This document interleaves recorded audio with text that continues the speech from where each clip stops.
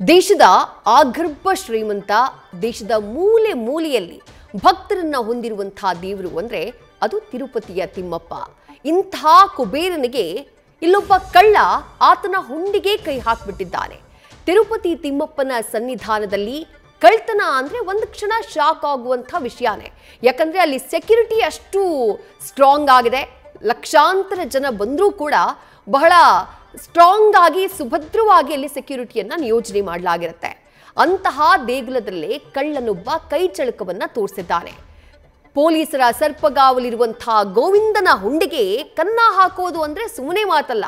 ಆದ್ರೆ ಕನ್ನ ಹಾಕಿದಂಥ ವ್ಯಕ್ತಿ ಜಾಸ್ತಿ ಹೊತ್ತು ಖುಷಿಯಿಂದ ಓಡಾಡ್ಕೊಂಡಿರ್ಲಿಕ್ಕೆ ಸಾಧ್ಯ ಆಗಲಿಲ್ಲ. ಯಾಕಂದ್ರೆ ಕನ್ನ ಹಾಕಿದ ಕೆಲವೇ ಕ್ಷಣಗಳಲ್ಲಿ ಆತ ಟಿಟಿಡಿಯ ಸಿಬ್ಬಂದಿ ಕೈಗೆ ತಗಲು ಹಾಕೊಂಡಿದ್ದಾನೆ.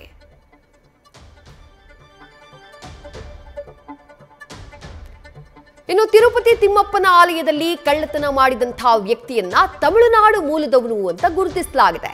ಹುಂಡಿ ಹಣವನ್ನ ಆತ ಕಳ್ಳತನ ಮಾಡುವುದನ್ನ ಸಿಸಿಟಿವಿಯಲ್ಲಿ ದೇವಸ್ಥಾನದ ಭದ್ರತಾ ಸಿಬ್ಬಂದಿ ಗಮನಿಸಿದ್ದಾರೆ.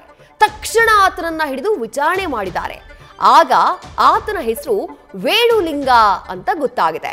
ತಿಮ್ಮಪ್ಪನ ಹುಂಡಿಯಿಂದ ಆತ ಕದ್ದಂತಹ 15,000 ರೂಪಾಯಿ ಹಣವನ್ನ ವಾಪಸ್ ಪಡೆಯಲಾಗಿದೆ.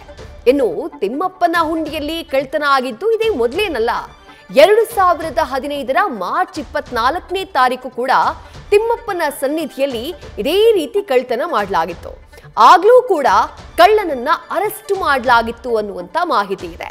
ಈಗ ಮತ್ತೆ ತಮಿಳುನಾಡು ಮೂಲದಿಂದ ಬಂದಂಥ ಒಬ್ಬ ವ್ಯಕ್ತಿ ಭಕ್ತರ ಸೋಗಿನಲ್ಲಿ ಬಂದಂತಾತ ದೇಗುಲದ ಹುಂಡಿಯಲ್ಲಿದ್ದಂಥ 15,000 ರೂಪಾಯಿ ಹಣಕ್ಕೆ ಕನ್ನವನ್ನ ಹಾಕಿ ತಗ್ಲಾಕೊಂಡ್ಬಿಟ್ಟಿದ್ದಾನೆ.